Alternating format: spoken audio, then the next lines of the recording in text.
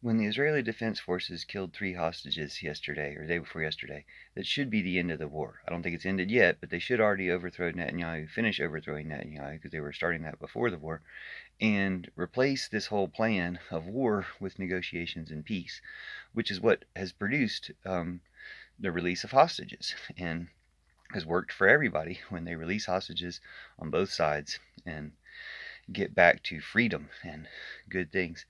When they stopped doing that is what they set the stage for killing these hostages. And as I pointed out before, Hamas had kept these people alive for 2.5 months, while Israel had murdered 19,000 other people in Gaza. And yet, when the Israeli Defense Forces got the first chance they could, they killed them. And the details make it even worse. But the other details I still want to emphasize is that negotiations were working and they should return to negotiations. And it's only Netanyahu and his government's fault that they have gone back to war. He keeps insisting on it. And this just shows that war doesn't work and should backfire on them. The other thing that should come out of it is the overthrow of Netanyahu, the end of the war, and just the end of all wars. We should look at this as the classic example of why war doesn't work. War is obsolete. War isn't the way to do things anymore at all.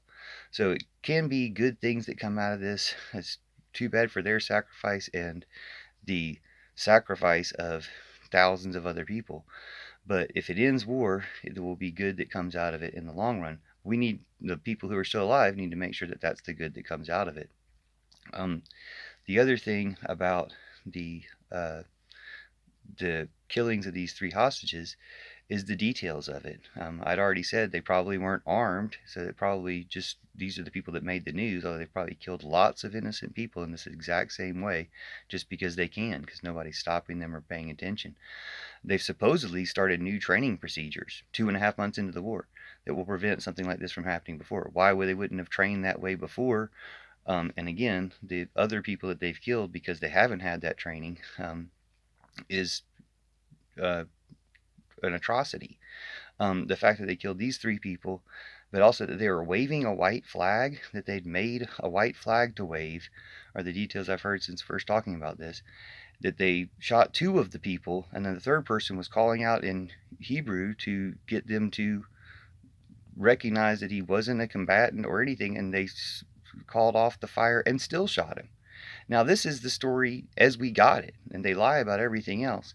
So unless there's somehow some way for this story to be worse, and this is the lying version, this is about as bad as it can get as far as condemning the forces and the way they've been operating and the whole entire plan. So hopefully people will condemn that. And I've seen, I think, the largest protest since the war started, thousands of people protesting in Israel. This protest is for the overthrow of Netanyahu. Let's not misunderstand what this is about, but also for the end of war and the end of warlike thinking, the end of warlike people being our leaders. So it can be a good thing. Happy Hanukkah, Merry Christmas.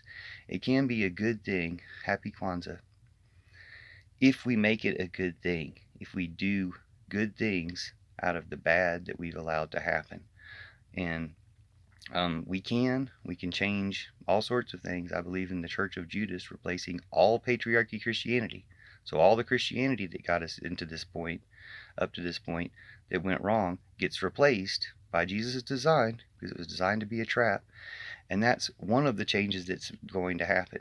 Whether or not countries continue to exist as they previously have or not, doesn't matter so much as long as we get to peace. So keep that in mind when these countries decide how authoritarian and tyrannical they want to try to be. They don't have to exist. We can get along just fine without them. So if you want to stick around, turn into a nice country and change for nice ways, and don't let tyrants take over and coup and maintain their grip on power by starting and maintaining wars and genocides. That's evil. So let's stop it. And we can do it from bed. I call it Pillow Revolution. We can do it on our phones. So thanks for helping. See you soon.